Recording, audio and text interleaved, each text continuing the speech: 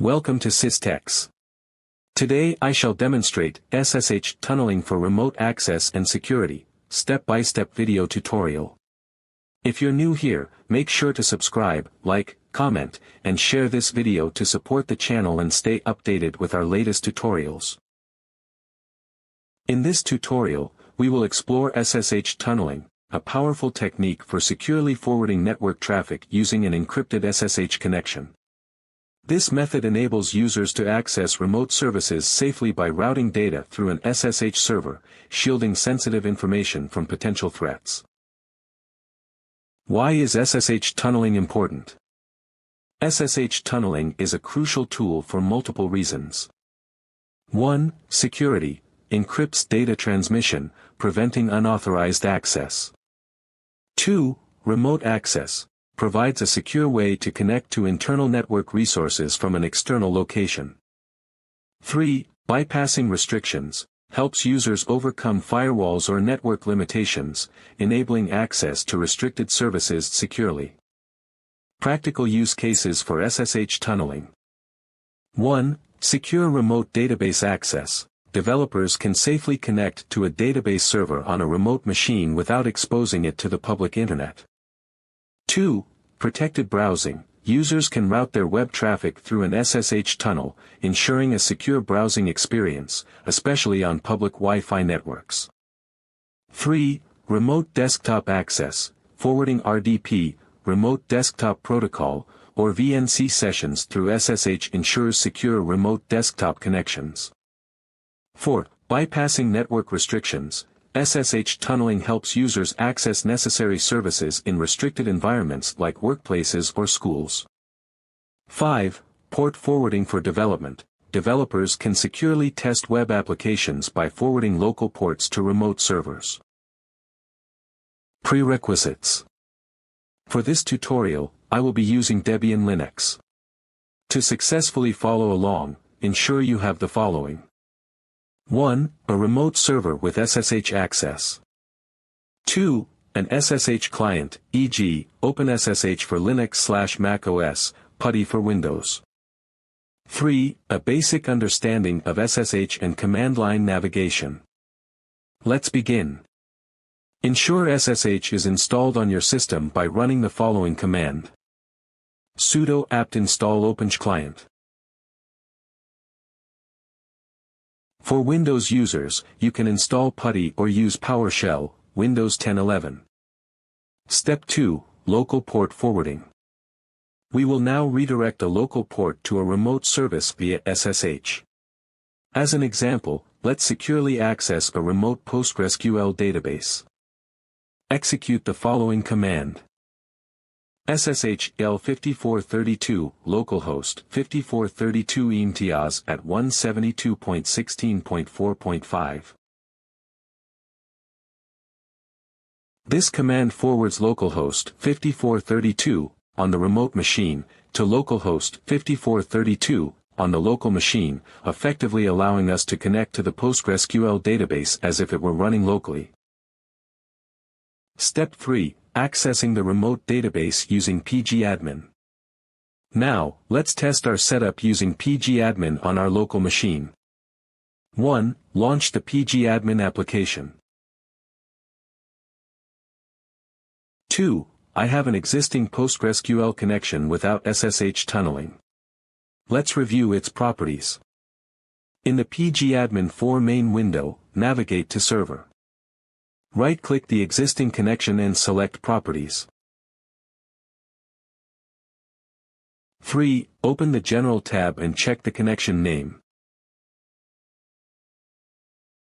4. Now, navigate to the Connection tab to review the hostname, port, and user ID. You'll notice the server's IP address is 172.16.4.2, this is the remote server where we have set up SSH port forwarding. Step 4. Creating a new connection with SSH tunneling. 1. In the pgadmin 4 main window, navigate to Servers Register Server. 2. Open the General tab and enter a meaningful name, I'll use localpg. 3. Open the Connection tab. 4. Enter localhost or 127.0.0.1 as the host name.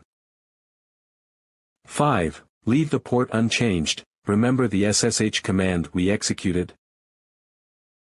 6. Enter a valid PostgreSQL username. I previously created a user named Imtiaz, so I will use that. 7. Save the connection. 8. Browse the databases. 9. Open the database and check the roles. Conclusion. Great! We have successfully demonstrated local port forwarding, allowing us to access a remote database securely as if it were running locally. What's next? Think about what else you can do using this concept. For example, can you securely access a Jupyter Hub instance running on a remote system? Give it a try. This concludes our section on local port forwarding. Up next, we'll explore remote port forwarding. Okay, let us try to expose the services running on our local machine to external hosts. 5. Remote port forwarding. Concept: allow a remote system to access a service running on your local machine. Example: host a local web application and expose it to a remote server. For demo, I shall configure a Python Flask server on a virtual machine, create a small application, and access it on my local machine as if it is running locally. What you are waiting for, let's go. Access the remote virtual machine with SSH. IP address of my machine is 172.16.4.5. Open the terminal and access the remote machine. Please follow this step-by-step guide, setting up a Python Flask server on Debian. Step 1. Update system packages. Run the following command to update your system. sudo apt update and sudo apt upgrade y. Step 2. Install Python and pip. Check if Python 3 is installed, run the following command. Python 3 version. If not, install it along with pip. Sudo apt install Python 3 pip y. Step 3. Install virtual environment, optional but recommended. Sudo apt install Python 3 venv y. Create a project directory and set up a virtual environment. Dir Flask_app and cd Flask_app. Python 3 m venv. Source venv/bin/activate.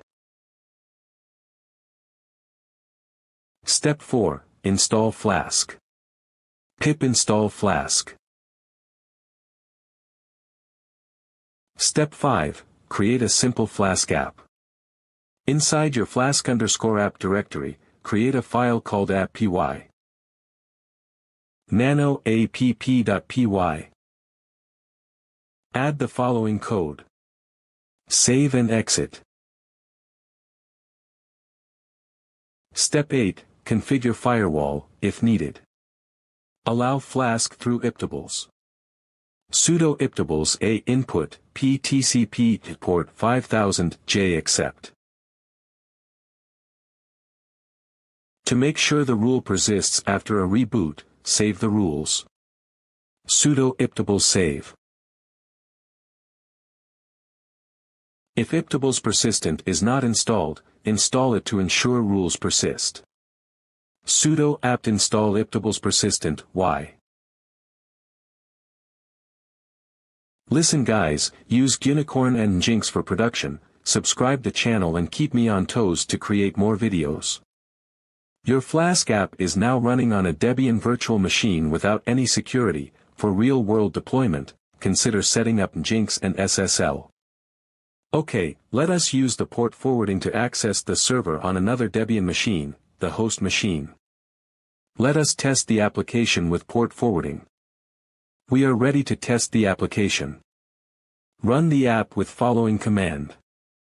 Python app.py. Note down the port. Before exposing the service to external users, just verify the app is working. On host machine, try to access it. http://172.16.4.5:5000. Great! It works. Let's the port forwarding from local machine to remote host. On your local machine, the machine on which the Flask server is running, execute SSH /5000 localhost 5000 user at remote_server. Redirects localhost 5000, your local web app, to remote_server 5000. Users on the remote server can access it via http://localhost 5000. Let's try. In web browser, enter the address http://localhost 5000, the port shown by the app.py. It worked, viewers. Thank you for watching. If you found this guide helpful, please like, share, and subscribe to the channel for more tutorials. Hit the notification bell so you never miss an update. Got questions? Drop them in the comments, and I'll be happy to help. See you in the next video.